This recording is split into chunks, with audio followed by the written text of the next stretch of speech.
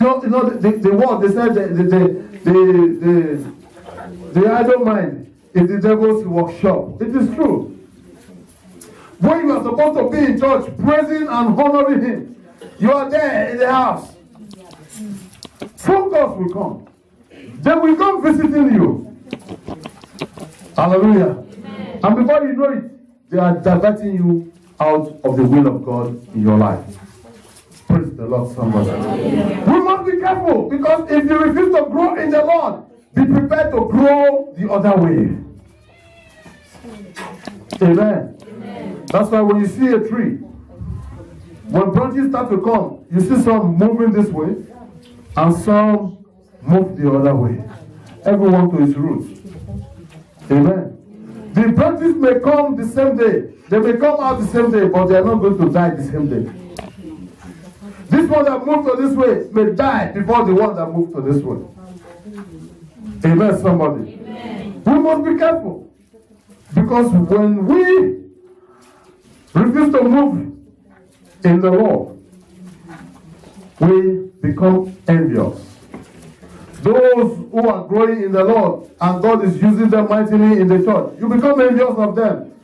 Why is this only this one? Now you can just only high only in the sing, not only in the step altar, not only in the lead prayer, not only. Why who asked you to sit down at home?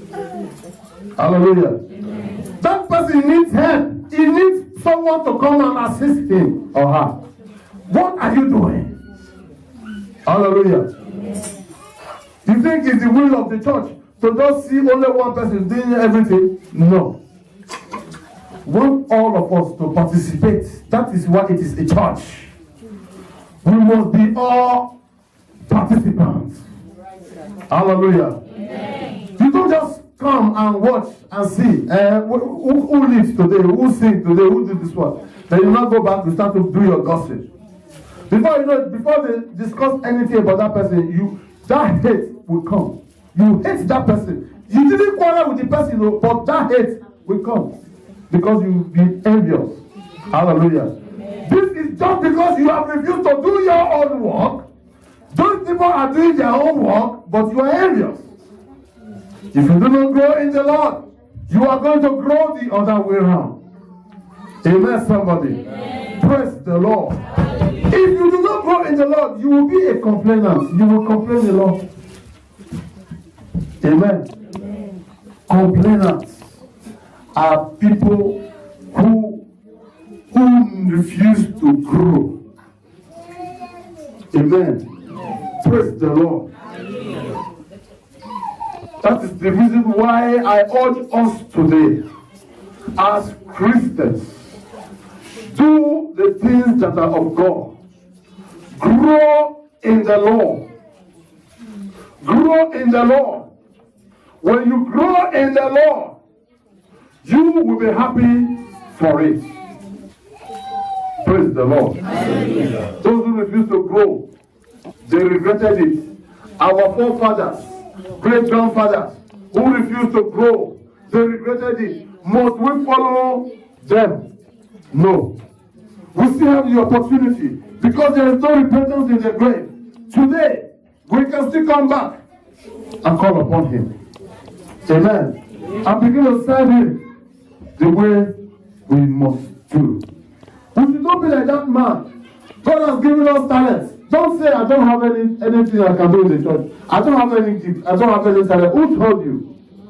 You think God will just take his time and start to create you without putting something in you? Amen. Amen. He deposited a lot of things in all of us. Amen. Amen. It is when you are developing that one that he will not increase others. Hallelujah.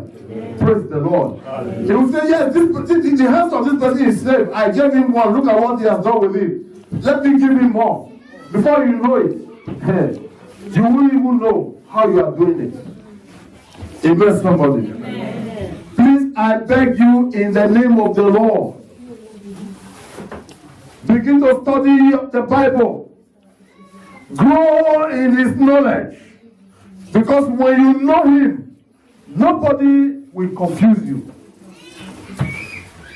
Amen. Amen. Because the devil today, he has agents everywhere. And to each, depending on your level in Christ, he has assigned agents to help bring you down. Because he wants people to share with him that fire, that lake of fire.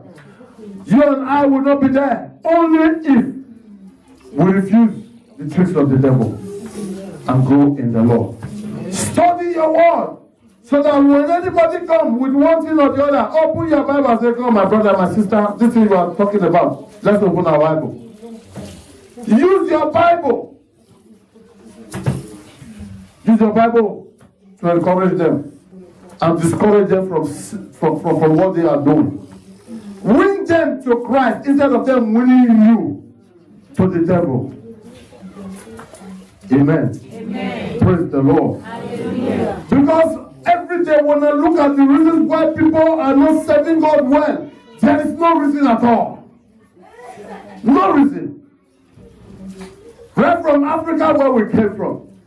Even on a Sunday morning, some of our parents will still run to the farm as far as 15, 16 miles to go and carry one firewood to go and put in the house before they go to church in the morning. In my village, the river there is close to 6, 7 miles. Hallelujah. Amen. Every morning, the few times I lived in the village, every morning before we go to the school, we must go to the river and bring water. Take our bath there. Who are you to take your bath in the house? Which water you want you to take bath for house? You must go to the river to take your bath. Hallelujah.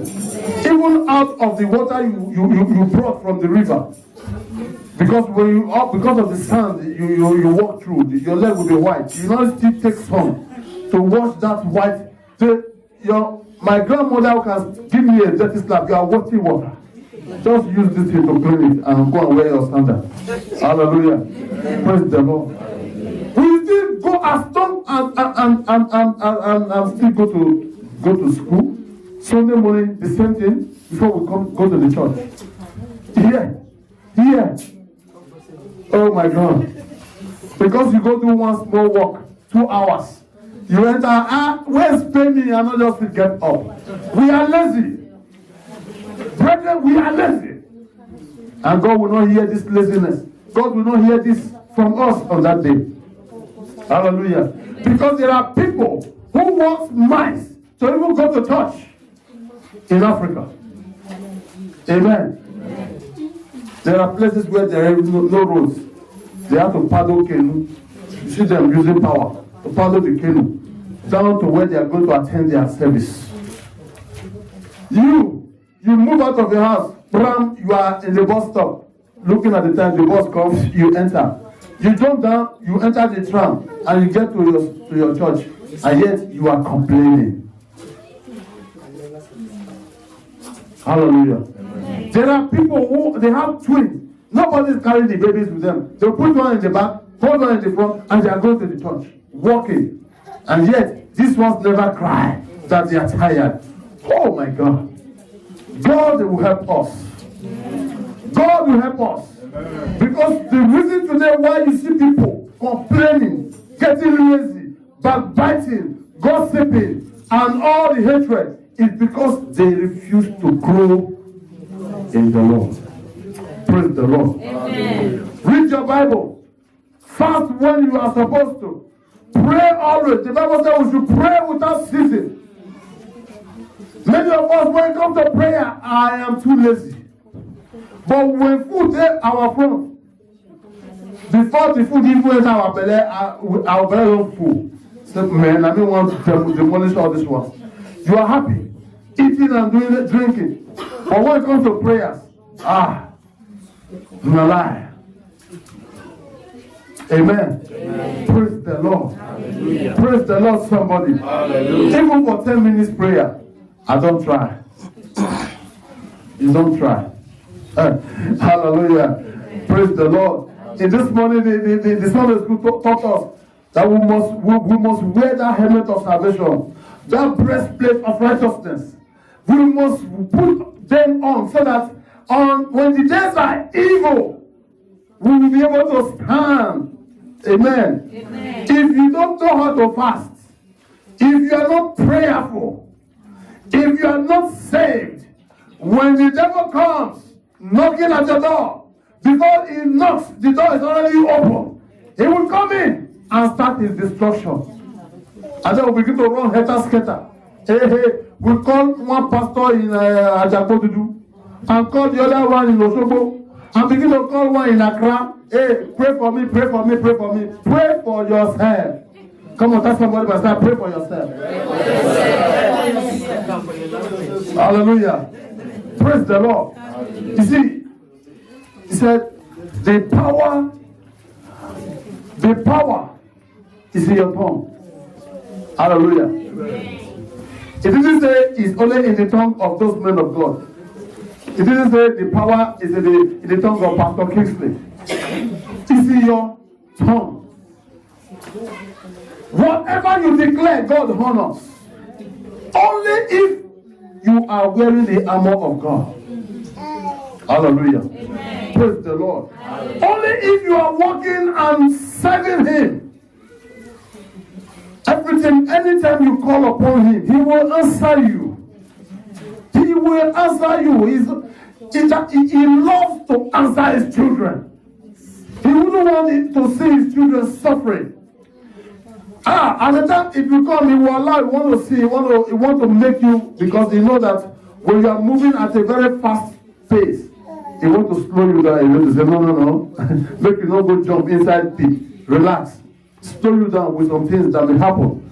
Hallelujah. Amen. But He will not allow anything that is more than you to come before you. Hallelujah. Amen. Praise the Lord. Hallelujah. So when something is happening, and looking at yourself, examining yourself, you know you are righteous, it is just because God wants something new, something better for you. Tell somebody by side, God wants something better for me. God wants something better for me. Hallelujah. Amen. Praise the Lord. Hallelujah. So, it is only when we refuse to do God's work, we begin to move to the other side. We become complainants. We become people you need to beg to even come and serve God. We begin to beg. Because, you see, I am always ashamed.